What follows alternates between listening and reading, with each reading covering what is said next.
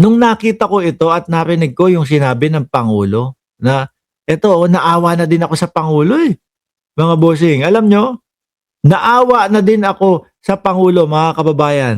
Dahil, eto, totoo naman yung kanyang sinasabi. Nandito ako, umiibig sa'yo. Kahit na, ay hindi, kanta pala yun, na I'm here to serve. Di ba?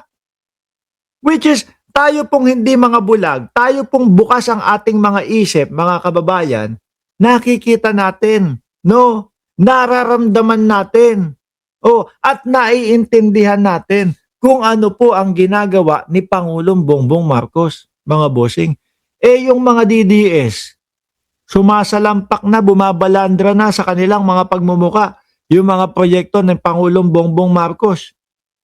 Pero walang kwenta pa din sa kanila ang Pangulo. Sasabihin pa din, magnanakaw. Biruin nyo nga, wala silang maipakitang ebidensya. Hamunin mo yung mga yan, yung mga DDS, hamunin mo. Brad, lagi kang nagsasabi, magnanakaw si Bongbong Marcos at magnanakaw si Martin Romualdez. Sige nga, pakitaan mo kami ng ebidensya. Wala na hong sasabihin yan. Wala ka na maririnig dyan, eh. Titiklop na huwag dyan, mga bossing, eh. Minsan nga, may isa ako binara, eh. Sabi ko, uy pre, sabi ka nang sabi na magnanakaw si Bongbong Marcos. Bakit hindi ka pumunta doon sa korte?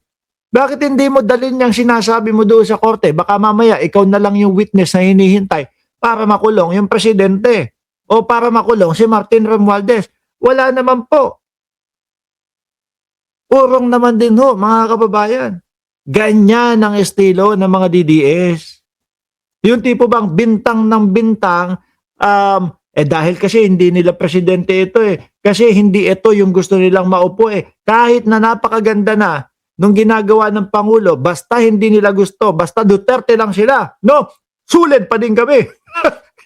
Yun yung lagi sinasabi ng mga DDS, sulid pa din kami, basta sulid.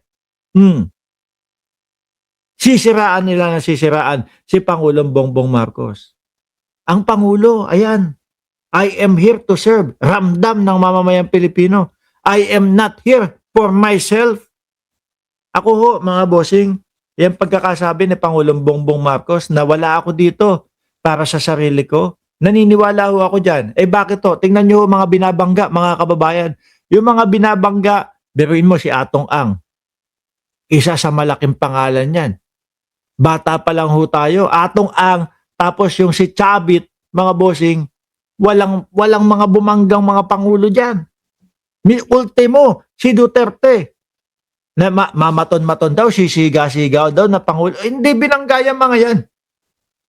Di po ba? Ito, Pangulong Bongbong Marcos, matapang na hinaharap po yung mga yan. Si Atong Ang, ayun na, may kaso na din. Di ba? Si Chavit Singson, wala na, kakalay-kalembang na yung itlog. Paulit-ulit na, araw-araw na ho, nagrarally. Si Manong Chavit, paano nag-aalala na mauoblo na siya? Nag-aalala na malapit-lapit na siya. Di ba, mga kababayan? Kung ang Pangulo duwag, mahina, hindi niya kakalabanan, bilyar. Biruin mo yung sa bilyar pa, ha? May sarili pa silang mga investigador, mga bossing. Malalaki, mabibigat na mga pangalan, apelido yan. Hindi basta-basta yan. Mga bilyonaryo yan. Diba? Kung walang pakialam ang Pangulo at kung iniisip niya ang sarili niya, putik na yan. Hindi ko nabanggain itong mga to. Magkakaproblema lang ako. Tingnan nyo nga yung mga nagsasama-sama. Yung mga kalaban ni Pangulong Bongbong Marcos. Yung mga nasasabit doon sa mga investigasyon ng mga flood control. Ano ginagawa? Nagkakampi-kampi. Nagkakampi-kampi, ginagamit ang taong bayan magpaparally. Rally tayo. Pero sila nandun lang sa bahay nila. Tapos papangakuan, bayad. Mangangako, bayad. No? Tapos ang ending magkano? 200 lang iaabot. Mangangako, 1.5. Tapos ang ending, 200. Di ho ba? Niloloko kayo. Gagamitin nila yung mga kaperahan nilang lahat, no?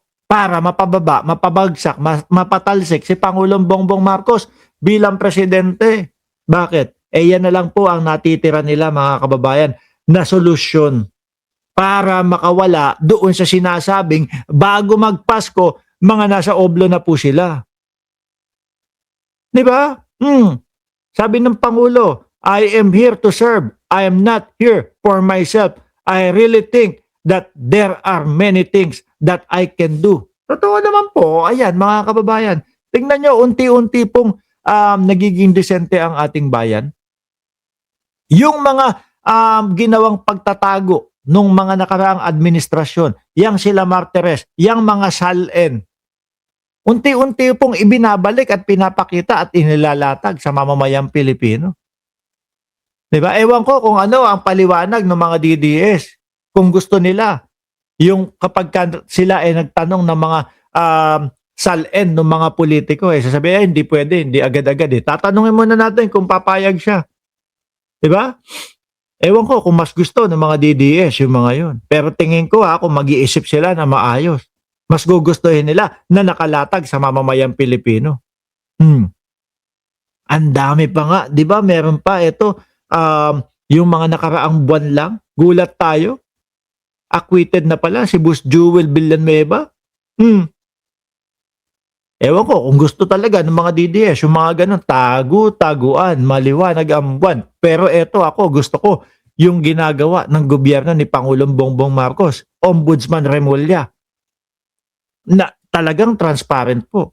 Yung isang beses, nagrally yung INC. Ano sabi ng INC? Transparency po ang dahilan kung bakit kami nagrarally.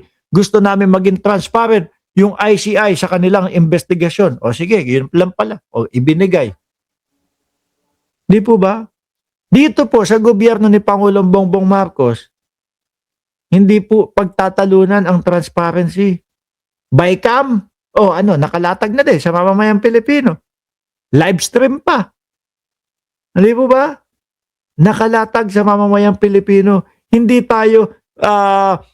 tayo parang merong question mark doon sa harapan natin. Tapos ano ba gagawin? Paano ba yung bakit ba ganito? Ano ba nangyayari sa gobyerno? Ano ba nangyayari sa opisina ni Ombudsman Remulla? Hindi. Lahat tayo alam.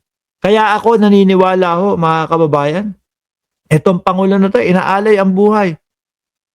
Ito yung talagang totoong Pangulo na nag-aalay ng buhay para sa Pilipinas. Diyan pa nga lang po sa mga nakakabangga niya na 'Di ba? Sila Chavit Singson Hindi pa ba?